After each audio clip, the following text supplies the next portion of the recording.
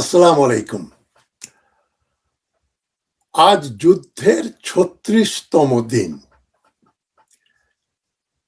ইতোমধ্যেই মার্কিন যুক্তরাষ্ট্র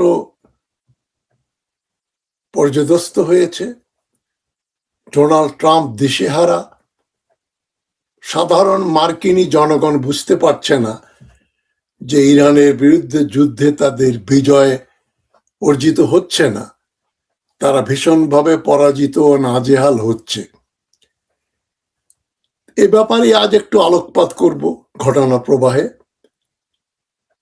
ডোনাল্ড ট্রাম্পের প্রশাসনে বেসামরিক ও সামরিক বিভাগে উপরের দিকে এক ধরনের বিদ্রোহ হয়েছে বলা যায়।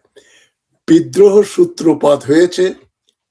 ট্রাম্প অ্যাডমিনিস্ট্রেশন অনেককেই বরখাস্ত করছেন, অনেকেই নিজের পদ ছেড়ে চলে যাচ্ছেন এবং সারা পৃথিবীময় ডোনাল্ড ট্রাম্প ও বেঞ্জামিন নেতানিয়াহু এখন দুইজন সবচাইতে ধিক্কৃত ব্যক্তি। আমেরিকার সামরিক ইতিহাসে এটা প্রায় অভূতপূর্ব। নির্ধারিত সময়ের 1 বছর আগেই বিদায় নিচ্ছেন 3 জন শীর্ষ জেনারেল। ট্রাম্প প্রশাসন বলছে এটা রুটিন রদবদল, খুবই স্বাভাবিক ব্যাপার, নিত্য নৈমিত্তিক ব্যাপারটা কিন্তু তা নয়। অভ্যন্তরীণ সূত্র বলছে এটা যুদ্ধের ময়দান থেকে সরাসরি বিদ্রোহ। ট্রাম্প প্রশাসনে সর্বত্র বিদ্রোহের সূত্রপাত হয়েছে। কেন ডোনাল্ড ট্রাম্প নিজের সেনাপ্রধানকে সরিয়ে দিলেন? ইরান যুদ্ধ নিয়ে কি সেই অমীমাংসিত দ্বন্দ্ব? সৈন্য হতাহতের সংখ্যা লুকাচ্ছে মার্কিন অ্যাডমিনিস্ট্রেশন, ট্রাম্প অ্যাডমিনিস্ট্রেশন, স্বাভাবিক কারণেই, যাতে জনগণের আস্থা শেষ না হয়ে যায় এবং ডোনাল্ড ট্রাম্পের জনপ্রিয়তা যেন আরো নিচের দিকে না নামে। সেই জন্য তারা মার্কিন হতাহতের সংখ্যা খুবই কমিয়ে বলছে, এই 10-12 জন 15 জন এইরকম। তো আজকের ভিডিওতে আমেরিকার চলা অভ্যন্তরীণ সেনা অভ্যুত্থানের কাহিনী নিয়ে। জেনারেলদের বিদায় শুরু হচ্ছে জেনারেল র্যান্ডি জর্জ দিয়ে। জয়েন্ট চিফস অফ স্টাফের এই শীর্ষ কর্মকর্তাকে বলা হলো, আপনার ব্যাগ গুছিয়ে নিন, আপনাকে আমরা অব্যাহতি দিচ্ছি।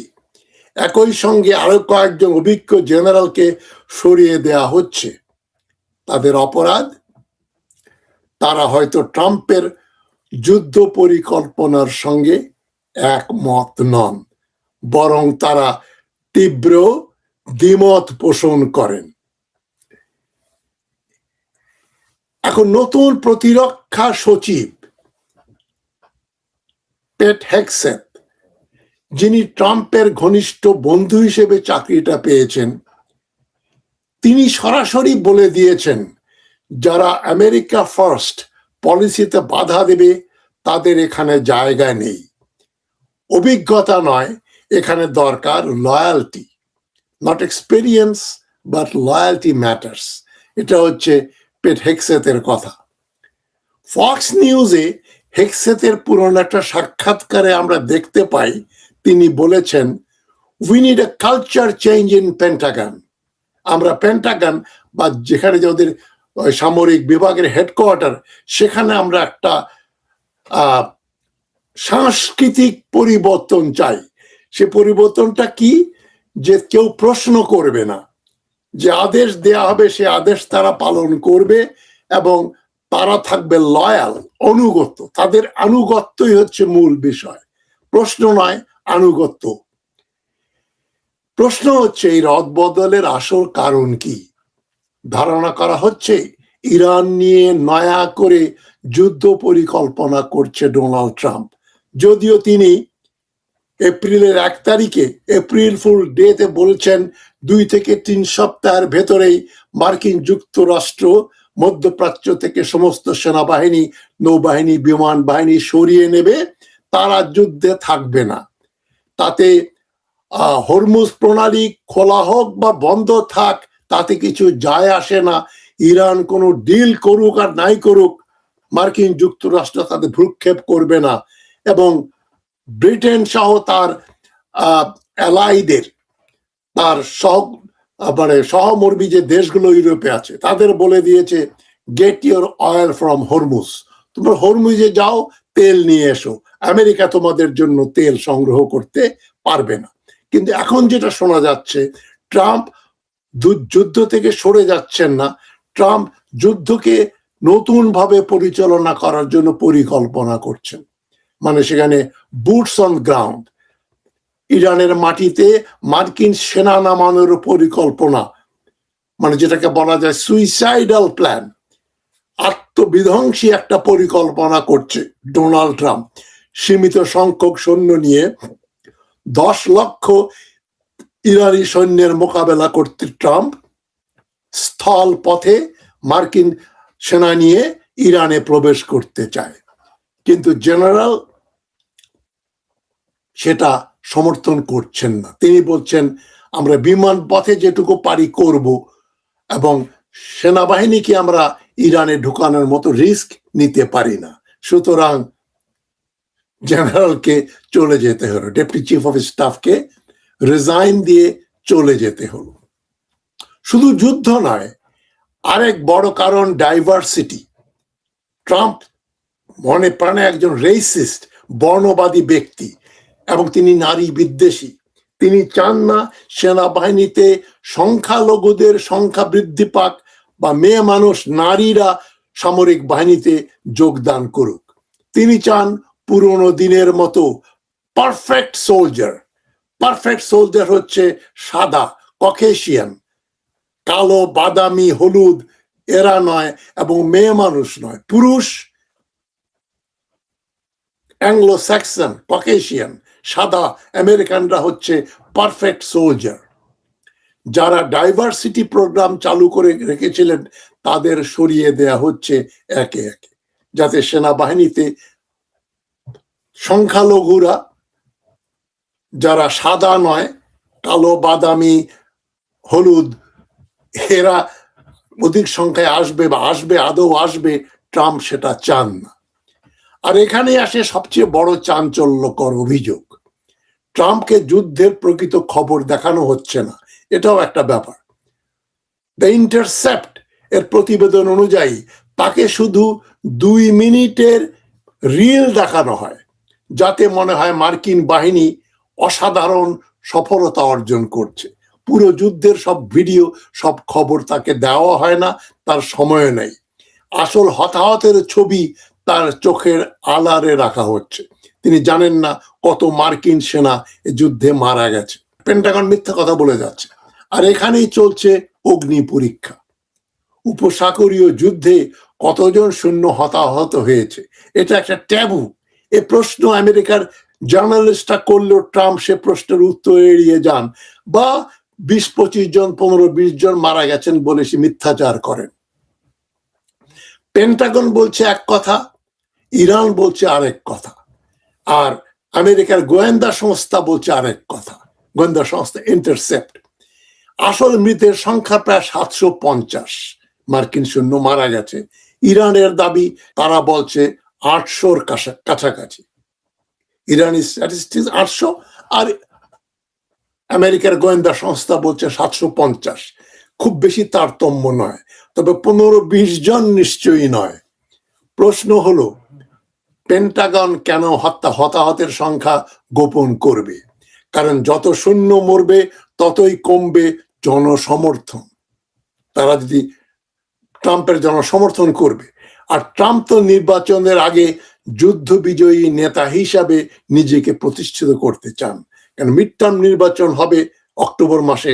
সেই জন্যই পেন্টাগন এবং হোয়াইট হাউস তারা সমন্বয়িতভাবে সংখ্যা কমিয়ে বলছে। ট্রাম্পের জনপ্রিয়তায় ধস নেমেছে। দেখুন, বাস্তবতা কিন্তু ট্রাম্প যা বলে তার চেয়ে ভিন্ন। যুদ্ধ বাড়ানোর পর আমেরিকায় তেলের দাম লাফিয়ে লাফিয়ে বাড়ছে।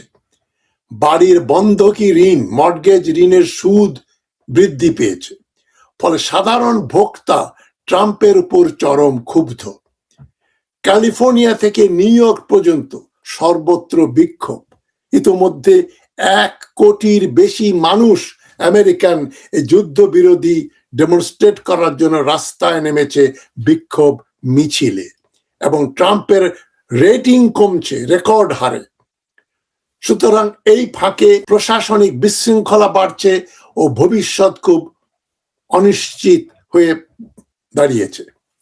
আর শুধু সেনাবাহিনী কেন, ট্রাম্প তার ক্যাবিনেটেও ঝাঁকিয়ে দিচ্ছেন। অ্যাটর্নি জেনারেল প্যাম বন্ডি বিদায় নিয়েছেন, তাকে সরিয়ে দেওয়া হলো। হোমল্যান্ড সিকিউরিটি সচিব ক্রিস্টি নোয়েম ও বিদায় নিলেন।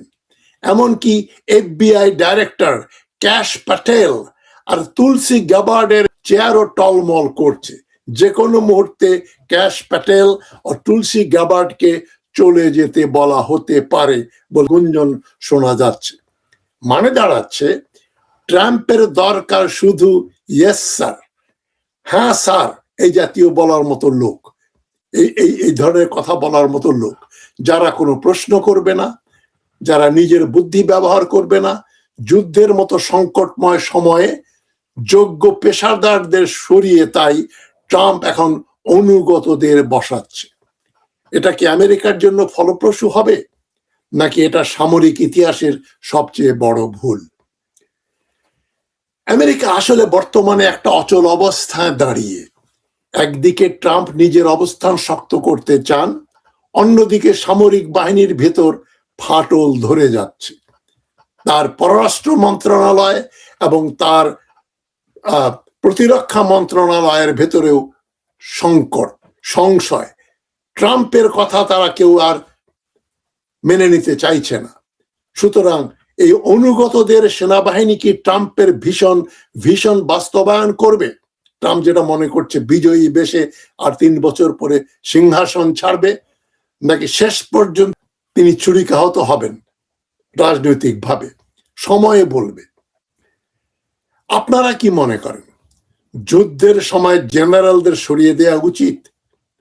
এটা আপনারা কমেন্টে জানান। এন্ড ভিডিও ভালো লাগলে লাইক করুন, শেয়ার করুন, আর আমার চ্যানেল সাবস্ক্রাইব করতে ভুলবেন না। ভালো থাকবেন সবাই। সবাইকে প্রীতি ও শুভেচ্ছা জানাচ্ছি। তবে ট্রাম্প যেটা আশা করেনি, বিশ্ববাসী যেটা কল্পনা করতে পারেনি, তাই ঘটে গেল এই 36 দিনে। মার্কিন যুক্তরাষ্ট্রের কাছে ইরানের কাছে মার্কিন সেনাবাহিনী মানে সারেন্ডার না করলেও তারা এখনো তাদের পরাজয়টা এখনো ফর্মালাইজ হয়নি। তবে মানসিকভাবে মার্কিন যুক্তরাষ্ট্র পর্যুদস্ত ও পরাজিত। স্বয়ং ট্রাম্পও তাই, তিনি পরাজিত, এবং তিনি সেটা বুঝতে পেরে এখন একেবারে পাগলের মতো ব্যবহার করছেন, ছাঁটাই করছেন, বরখাস্ত করছেন, নতুন মানুষ আনছেন যারা সবাই জি স্যার, ইয়েস স্যার বলা লোক। ইয়েস স্যারদের এই বাহিনী নিয়ে ট্রাম্প কতদিন ইরানের বিরুদ্ধে যুদ্ধ করবে এবং ইসরায়েলকে সাহায্য করতে পারবে বলে আমাদের আশঙ্কা রয়েছে। তবে ট্রাম্প সহসাই যুদ্ধক্ষেত্র ছেড়ে চলে যাবেন বলে মনে হয় না, এবং তাদের যুদ্ধ ছেড়ে যাওয়া যত বিলম্বিত হবে, ইরানের মারের জোর তত বৃদ্ধি পাবে। ইতিমধ্যে আপনারা দেখছেন ইসরায়েলের আকাশে যখন ইরানি মিসাইল বা ড্রোন প্রবেশ করে, তখন আর তাদেরকে ইন্টারসেপ্টর দিয়ে বাধা দিতে দেখা যাচ্ছে না। ট্রাম্প বলছে ইরানের মিসাইল সংখ্যা একেবারে কমে শেষ হয়ে গেছে, মাত্র 10% আছে। কিন্তু ট্রাম্পের ইন্টেলিজেন্স ডিপার্টমেন্ট বলছে এখনো কমপক্ষে 50% মিসাইল সক্রিয়, প্রস্তুত, এবং ইরান প্রতি মাসে 40টা করে বড় বড় মিসাইল তৈরি করতে পারে, এবং চীনের কাছ থেকে সরবরাহ হবে। রাশিয়া এবং চীন তাদের সরবরাহ করছে অস্ত্র শস্ত্র এবং ইন্টেলিজেন্স এন্ড ইনফরমেশন। এবং অচিরেই হয়তো ইরান গুগলের সেই লিঙ্কগুলো তারা বন্ধ করে দেবে উত্তর কোরিয়া, চীন এবং রাশিয়ার মতো। তখন আর মার্কিন যুক্তরাষ্ট্র যাকে যখন ইচ্ছা তাদেরকে হত্যা করতে পারবে না। যেভাবে আলী খামেনির থেকে শুরু করে জেনারেল সুলাইমানিকে হত্যা করা হয়েছে, সেটা করতে পারবে না যে যখন ইরান আমেরিকান স্যাটেলাইট প্রোগ্রাম থেকে সম্পূর্ণ বেরিয়ে আসবে। তাদের স্পাইং করা যাবে না, তাদের ট্রাফিক লাইট কন্ট্রোল করা যাবে না, তাদের ট্রাফিক ক্যামেরা, সিসি ক্যামেরা আর মার্কিন স্যাটেলাইট থেকে কন্ট্রোল করা যাবে না। তখন ইরান টেকনোলজিক্যালিও সম্পূর্ণ স্বাধীন হয়ে যাবে। তবে ইরান এখন বিজয়ের পথে। যাই হোক, আমাদের সমষ্টিগত বিজয়, তৃতীয় বিশ্বের বিজয় এখন সূচিত হতে চলেছে। সেজন্য আমি পুলকিত, আনন্দিত। আপনাদের সবাইকে সংগ্রামী শুভেচ্ছা জানাই। ভালো থাকবেন সবাই। আসসালামু আলাইকুম।